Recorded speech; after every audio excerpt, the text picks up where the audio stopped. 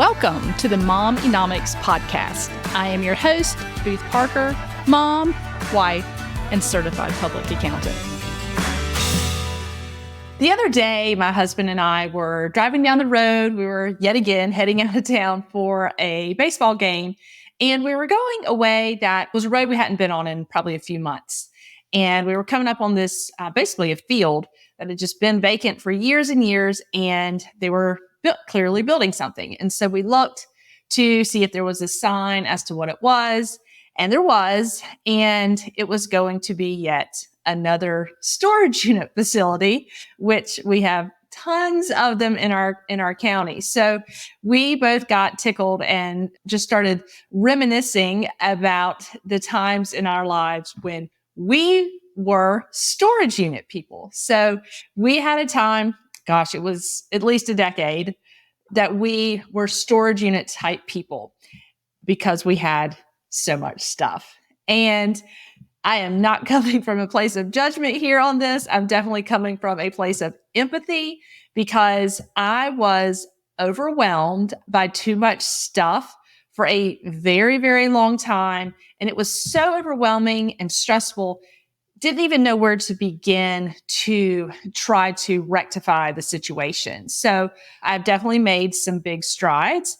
I am by no means a minimalist, so I'm not going to try to go to that extreme, but I've definitely found a sense of calm and just less stress and overwhelm in our home by having less stuff and clutter everywhere. So here are some interesting statistics about storage units. So in the US, there are over 50,000 storage unit facilities, which equates to about 23 million units. So that is a unit for 1 in every 14 Americans. Now, those more than 50,000 facilities, this is mind-blowing to me. There are more storage unit facilities in the United States than there are McDonald's and Starbucks combined. So if that doesn't tell you that we've got a lot of stuff, then I don't know what would. So 54% of Gen Xers have a storage unit. 51% of baby boomers have a storage unit. And only 14% of millennials have one. However, last year they went from 21 to 25% of the market share. As they're becoming older, they are becoming a bigger user of storage units. This next stat, I fell into it. So 18% of storage unit users have a 4-bedroom or larger home. And 46% of storage unit users have it for the long term. So yes, sometimes people will rent them for 30 or 60 days because they're getting ready to move, trying to stage their home or whatever. But 46% of storage unit users have it for the long term. So I'm going to go back and tell you about my, as I call them, storage unit days. So when I was pregnant, my husband and I moved into a larger home to prepare for, kids. At the time, we didn't know how many we would end up having. So we went ahead and we found this great family home with 4 bedrooms, and we moved in shortly before my son was born. And we thought that it had all the space in the world because we came from a pretty small little bungalow. But very, very quickly, things changed. So my son was not only, and still is, the only grandchild on either side. So you can imagine the gift overload, and kids come with lots of big stuff, right? And it takes up a lot of space. I also grew up with a dad who didn't like to get rid of things. So I had it kind of instilled in me that I could justify some kind of reason for pretty much keeping everything. It drove my husband crazy. He finally gave up and the clutter started to build. And my mom was a huge gift giver. And so when Christmas would roll around, I drove a Suburban and my husband drove a pickup truck, and we would drive separately to their house for Christmas. and we still couldn't fit all the stuff in. So all of this stuff just starts accumulating in our home and taking up space. Somewhere during this time when my son was young, we got a storage unit right down the road to start putting some of this extra stuff in. If I remember correctly, we moved the Christmas decorations to the storage unit and out of the garage because the kid toys and the tricycles and all that kind of stuff were taking over in the garage. And then when my son was like toddler age, I went and stayed with a cousin of mine. She didn't have children, just she and her husband. And she had 2 guest rooms upstairs. And she told me I was welcome to stay in either one. But I go up there and not only can you not get to the bed in either room because there's so much stuff you have to climb over, I had to turn sideways to walk down the hall to get to the bathroom because there was so much stuff stacked in the hallways. And it was during this time that I really realized I did not want to turn into this person that has this much stuff and clutter and overwhelm in their homes. And so I started to try to do something about it. But it was very, very hard with the constant influx of stuff coming in, mostly for us in the way of gifts, but it also came in other ways, shopping, buying things you don't need, all of that kind of stuff. When my son was, I think he was about 4 or 5, we actually moved to a different house. And when we moved, I got everything from the storage unit because the garage space was a little bigger in this new house. And I was like, we'll have room for it in the garage. Well, very quickly, it overtook the garage. I was never able to park in the garage, and all of that stuff was there. So every time I went in the garage, it was total overwhelm, stress, because there was so much stuff and it was so bad. I didn't see a starting point anywhere. And so it just got ignored. And then it continued to build. All of this stuff was constantly in my face. It poured over into the house, and it was very, very stressful every time you walked into a room or opened a closet or any of these things. It was just overwhelming, filled with anxiety because there was so much stuff. It's almost like a claustrophobic kind of feel. So according to Psychology Today, too much stuff, clutter, whichever you want to call it, creates a visual stimuli to the brain that work hasn't been completed. And that is what causes that anxiety and that overwhelm and that stress. And that's exactly how I felt. And I'm a checklist person. I love to check tasks off my list. And so that really made me realize that my brain was having trouble processing all of the stuff because my brain likes to know things are done. And I was constantly telling my brain that all of this stuff hasn't been done and you have all of this to do, and overwhelm, it sets in. So here are some interesting stats on the mental effects of the clutter. If you declutter, you will reduce your housework time by 40% because when you have clutter everywhere, you have to move it to clean around it. Productivity is higher in a clutter-free space. So think of your desk space. I have it, being an accountant, there's a lot of paper. And so I'll have papers everywhere. And then sometimes I'll just get to a point where it's too much and I have to clean up and kind of start fresh with a clean slate. And that makes me so much more productive when I have that less cluttered workspace. If you have a cluttered bedroom, you are more likely to have problems sleeping. So think back to that stimuli to your brain. As you're getting in the bed, your brain is processing all of this work that hasn't been done, and then you're trying to go to sleep. So it makes a ton of sense as to why it would hinder good sleep. And this one is really interesting. So a cluttered space makes you more likely to make a poor eating choice. So you walk in the kitchen and you have all intentions of making this big, pretty salad, but there's mail and catalogs and book bags and all of these things all over the countertop. And so instead of cleaning that up to make space to take all the food out of the fridge and prep this salad, you just grab some chips or something else. So it makes sense, but it really is crazy how much clutter can negatively affect us mentally. In fact, people with a cluttered home are 77% more likely to be overweight. And here's some other little interesting stats. So 80% of the items people keep are items they never use. So go ahead and get rid of that stuff you know you're not going to use. Let someone who could use it have it. 54% of Americans are overwhelmed by their clutter. Wouldn't be surprised if that's actually higher, but people really don't want to admit that their clutter is wreaking havoc on their lives. I was in denial for a long time myself.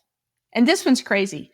2.7 billion a year is spent on purchasing items that you know you already have, but you can't find because there's so much stuff you don't know where it is. So the screwdriver, the tape measure that's somewhere in the garage, can't find it. Off to Lowe's you go to buy a new one. And what's really interesting is that financial issues are the number one stressor of families. And it's interesting to see how as credit card debt and these kind of things have increased over the years, so has the use of storage units. Now, I'm not saying that the increase of storage unit is directly correlated to all credit card debt, but it's interesting to see people are buying more and more things that they actually can't afford, thus the credit card debt increasing. And the storage unit, the place to put all that stuff, those are increasing in usage. So the stuff is stressful, money is stressful, and then you're kind of commingling them, so to speak. So a lot of times that stuff that people are purchasing that is actually stressing them out, it's also stressing them out from a financial standpoint when the credit card bill comes in. So like I said, I can completely relate with all of the mental effects of the clutter overwhelm. And I finally started to get my arms around it when we moved a few years ago. So we had to move. Home was damaged from hurricane. It's a long story. We actually ended up being able to move basically next door. And we didn't know that COVID was about to happen, but the move occurred right before COVID. And because of the situation with our house, it was not going to be able to be sold. We were able to have, I call it a slow move. And so we just moved the furniture that had an exact place, and we moved, the favorite clothes, the kitchen stuff we used every day. So we moved all the stuff we used daily. And then kind of as we found things we were missing, we would go and pack up a box and bring it back. But at the end of the day, we got the new home, everything in it we needed, nothing we didn't. And we went back and there's still so much stuff. And I was just overwhelmed. I'm like, what are we supposed to do with all this stuff? We have everything we need and use in the new home. And so we took the opportunity to actually let a charity come in and take it all themselves. So they came multiple truckloads and they got the furniture that we weren't going to use. They got clothing we weren't going to wear. They got sports equipment that my son had outgrown. All of these things, they were removed from our clutter overwhelm and they went to good use. So it's a total win-win. We have a 2-car garage in the new house. And guess what? There are 2 vehicles comfortably parked in there that you can open the doors and walk all the way around because there's not stuff everywhere. And it is a really great feeling when it's 30 degrees outside or pouring down rain or 95 degrees outside to not have to go outside to get in and out of the car. So just being able to park in the garage now is a huge win from getting rid of all that stuff, because had it come to the new house, it would have gone straight to the garage and I'd be parking outside. So once I was in the new home, I wanted to make sure that I kept it this way. Now, I'm not going to say it stays perfect all the time, but nowadays when clutter starts to kind of take over, I do something about it immediately. So every little action helps. One thing I do is I kind of call it the hanger method. So if I buy a new piece of clothing, when I go to put it in the closet, it has to go on an already used hanger. So something in the closet has to go for the new piece to go in there. And I don't know about you, but I get a lot of junk mail catalogs. I've tried to go on every one of those lists or whatever you can sign up to stop getting them, but they still keep coming. And the allure of them, and it's why they send them, is, oh, the cover looks pretty. Maybe I need to look through this and see if I need anything. But if you don't actively need anything, then don't even look through them. Straight to the recycle bin they go. And so that they don't take up a ton of space on your countertop. I mean, our old house, we had literally stacks like this tall of catalogs and magazines and all of the stuff that we were never going to go through. So go ahead. Don't let them become clutter overwhelm. Don't let them entice you to order something that you don't need, that then becomes a new form of clutter overwhelm and possibly credit card debt. So go ahead and pitch those right off the kitchen counter. And this one's pretty hard for women. I'm going to just admit it. But just because it's on sale doesn't mean you need it. So that really applies to the clothes and the shoes and the handbags and that kind of stuff. I guess it also applies to men and some power tools kind of thing. But just because it's on sale doesn't mean you need it. If you don't have a reason or purpose for purchasing it, don't. It's just going to accumulate dust with the rest of the extra stuff. And most of y'all know I'm huge into meal planning, but meal planning or shopping with a very specific list of what you need will help keep the overwhelm in the pantry, which it can get out of hand and disorganized really fast. It will keep you from buying items that end up going bad and you throw out because you have duplicates, because the pantry is disorganized, because there's so much in there. So being very intentional of the food you purchase and not having too much in the pantry or the refrigerator. This is another one us ladies are guilty of, is the love of our throw pillows. So if you love to change out your throw pillows seasonally like I do, now granted, I do actually try to make a lot of mine, so it makes this process I do a little easier. But I try to only purchase covers instead of full pillows. So the linen closet doesn't get overwhelmed with a gazillion seasonal pillows that are going to fall out every time you open the door. Instead, I have one shelf with neatly folded pillow covers that I change those out throughout the year. And then I don't have all of these throw pillows taking up extra space. So that's just one example of something that easily takes over closets. Christmas decorations can do the same. I have a closet that's my Christmas decorations. And every year when I pull out my decorations, if there are things in there that I've decided I don't really want to use that anymore, I go ahead and donate it right then as I'm pulling everything out. It's the start of the Christmas season. Somebody else can use it and I get it out of that closet so that it's just out sitting there taking up space and never being used. So if you are overwhelmed with your stuff like I was, here are some tips for getting started, because that starting point, I understand it is so difficult to define a starting point. So if you are one of those that has the stacks of catalogs and everything on your kitchen counter, walk in there right now, pick them up and take them straight to the recycling bin. You are making progress if you do that. That one little bitty thing, then you're like, oh my gosh, I have my countertops back. This is great. It will motivate you to kind of keep going and do some other things. Maybe your garage is overloaded with sports equipment you don't use, strollers that you don't use because your kids are too old now, any of those things. And I like to, when I'm, especially with big items that I'm going to get rid of, when I am getting them all together, go ahead and load them in your car. And I know we've all driven around with the like small bag of some clothes we're going to donate, and it rides around for like a year. But big items, especially, go ahead and load them in your car, because you can't even pick up groceries until you go unload them. So instead of just putting them all in a box or gathering them all together, put it all straight in the car. And that way, the next time you're out and about, you're pretty much forced to go donate them somewhere. And then you've got big items checked off your list. And another one is, when you decide to do a declutter task, make sure you stay focused on it. Don't move those catalogs from the kitchen counter to the dining room table. I know it's tempting. The dining room table can be a really great catch-all because you never use it, right?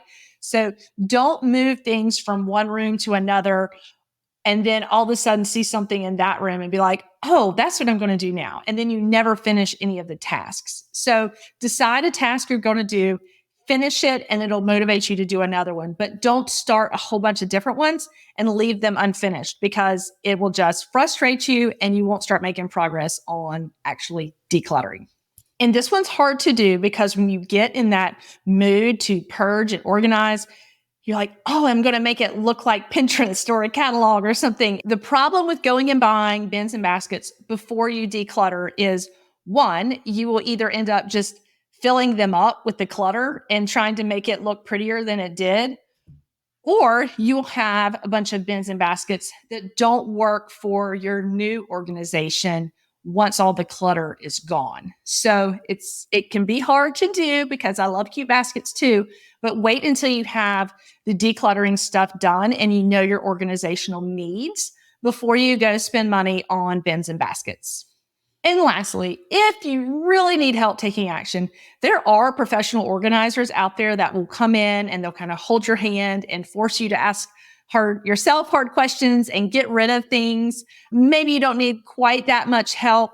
Get an accountability partner and y'all can hold each other accountable and, go to each other's houses and help each other kind of do.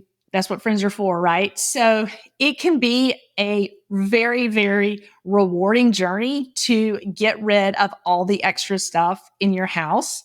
Like I said, I am by no means a minimalist now, and my house doesn't always look perfect, but I've really, really been mindful of when I start to see any kind of clutter that I go ahead and address it before it becomes that overwhelm and anxiety and stress of too much stuff everywhere. So if you are one of these people that are like I was, and maybe you even have a storage unit, really make a plan and start with some little things to get you motivated to keep doing more and more. And the amount of stress and overwhelm it will take out of your life to have a home environment and a space that is not cluttered will really change your life. That's a wrap on this episode of MOM-enomics. Be sure to follow me, Booth Parker, on Instagram, and be sure to hit the follow button on your favorite podcast app. And for more freebies and resources, visit my website at www.boothparker.com. Thanks for listening, and as always, information contained on this podcast is intended for educational purposes and is not considered financial advice.